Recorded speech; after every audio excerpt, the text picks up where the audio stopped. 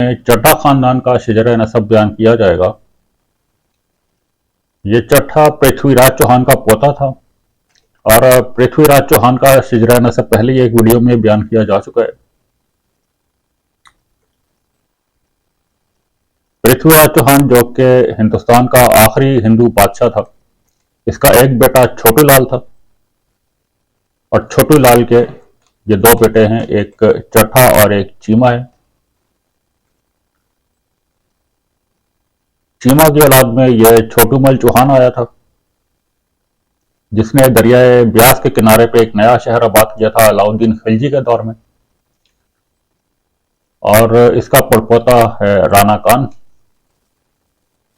जबकि चड्ढा के 6 बेटे थे, जिनके नाम चटखा, नागरा, नरगा, नेगुकारा, तरपाल और सहारन थे।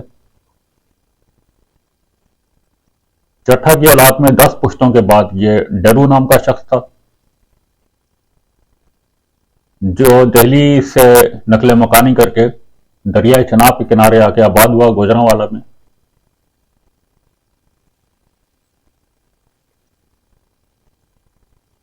और इसकी औलादों ने जो इलाके आबाद किए हैं वो अहमद नगर, रसूल नगर और गांधी गुल मोहम्मद के नाम से जाने जाते हैं। ये गुजरांवाला के करीबी इलाके हैं।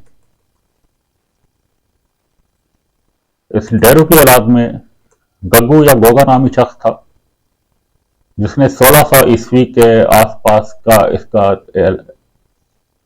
जमाना था और इसने उस वक्त इस्लाम कबूल किया था। इसी गग्गू की औलाद में फिर नूर मोहम्मद चड्ढा था, जिसकी 1704 की पैदाइश थी और 1774 में इसकी वफात हुई है। यह गुजरांवाला का सरदार था और इसका नूर मोहम्मद चड्ढा का बेटा है अहमद खान चड्ढा।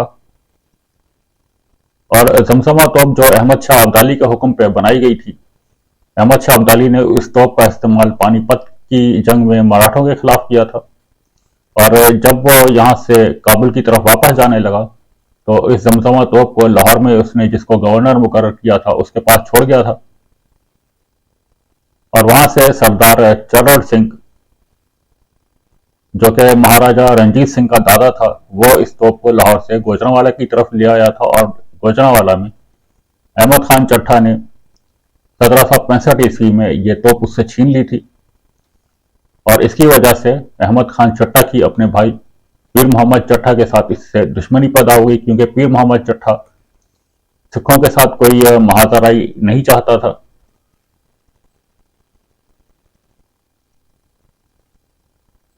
इस वजह से इन दोनों भाइयों में अहमद खान चड्ढा और पीर मोहम्मद चड्ढा के दरमियान जंग हुई थी। और उस जंग में अहमद खान चड्ढा के 2 बेटे बहराम खान और कादिर बख्श, जबकि एक इसका भतीजा था फतेह मोहम्मद, यह इस जंग में मारे गए थे। और अहमद खान चड्ढा गिरफ्तार कर लिया गया और उसके बाद ये तो वापस करने पे मजबूर हो गया था। उस जंग के खात्मे के फौरन बाद ही उसी साल पीर मोहम्मद चड्ढा, इसके बाप नूर मोहम्मद चड्ढा और जो सिखों का सरदार चरण सिंह था, इन तीनों की 1774 में ही वफात हो गई थी।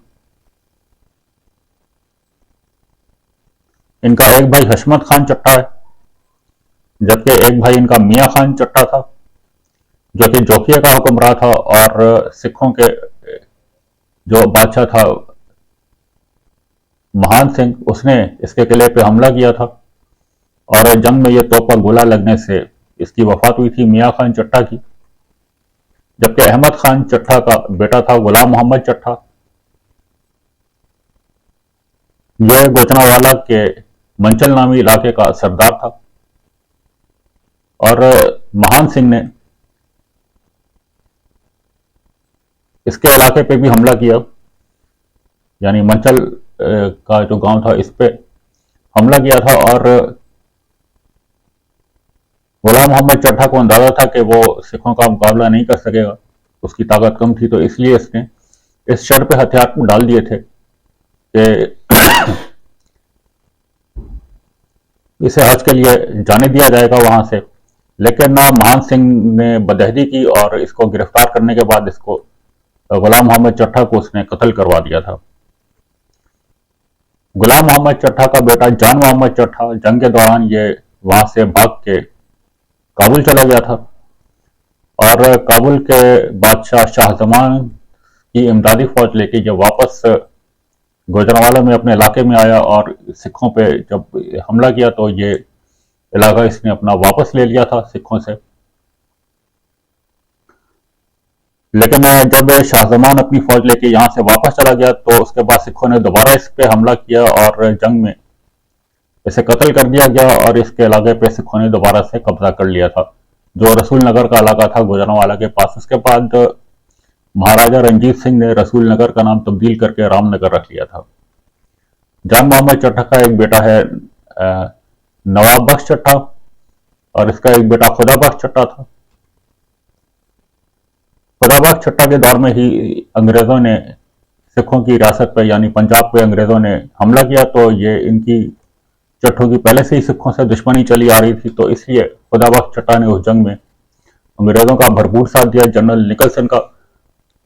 और इसके सिले में अंग्रेजों ने इसको 15,000 सालाना की आमदनी वाली जागीर और 2,700 एकड़ जमीन इसके नाम पे अलॉट की थी,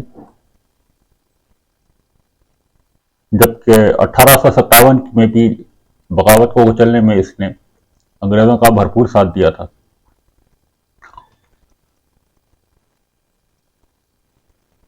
इस खुदा बख्श चट्टा का बेटा है खान बहादुर चौधरी करम इलाही चट्टा। ये Ahmednagar district board of Gujranwala का झीलदार मुकर्रर हुआ था। इसको डिविजनल दरबारी की नशिस्त दी गई थी, खान बहादुर का टाइटल दिया गया और ऑनररी मैजिस्ट्रेट दर्जा अव्वल का ओहदा दिया गया था। बाद में इसको तरक्की देके सिविल जज बना दिया गया। इसके बाद ये पंजाब का एमपी भी मुंतखब हुआ था। करम इलाही चट्टा का बेटा है चौधरी नसीरुद्दीन चट्टा। इसने बीए पास किया और इसको फिर एक्स्ट्रा असिस्टेंट कमिश्नर का ओहदा दिया गया और इसके साथ साथ डिविजनल दरबारी की नशिस्त भी इसको दी गई थी। इसका बेटा है चौधरी सलाहुद्दीन चट्टा। ये एक वकील थे, गुजरांवाला डिस्ट्रिक्ट बोर्ड के चेयरमैन मुकर्रर हुए। इन्होंने मुस्लिम लीग ज्वाइन की और 1955 में एमपी बने थे और उसके बाद 1962 में ये एमएनए के तौर पे मुंतखब हुए थे।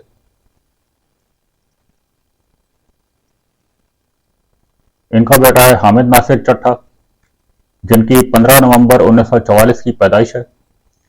उन्होंने पॉलिटिकल साइंस में मास्टर्स किया था 1966 में और 1985 की असेंबली में ये एमएनए मुंतखब हुए थे। और जब जोनेजो के फ़खर इमाम के साथ इख्तलाफात हुए और फ़खर इमाम को स्पीकर के ओहदे से हटाया गया तो इनको फिर नेशनल असेंबली का स्पीकर बनाया गया था।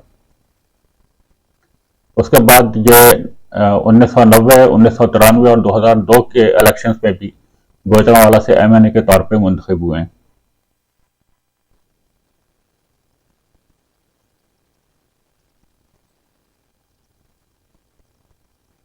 इनके 2 बेटे हैं और 2 बेटियां इनकी। इनके बेटों के नाम एक फयाज चट्टा है और दूसरा चौधरी मोहम्मद अहमद चट्टा, जिनकी 1982 की इनकी पैदाइश है और इनका भी एक बेटा है। यह पूरी डिटेल थी चट्टा खानदान के हवाले से जो यहाँ इस वीडियो में मैंने बयान कर दिए हैं। अल्लाह हाफ़िज़।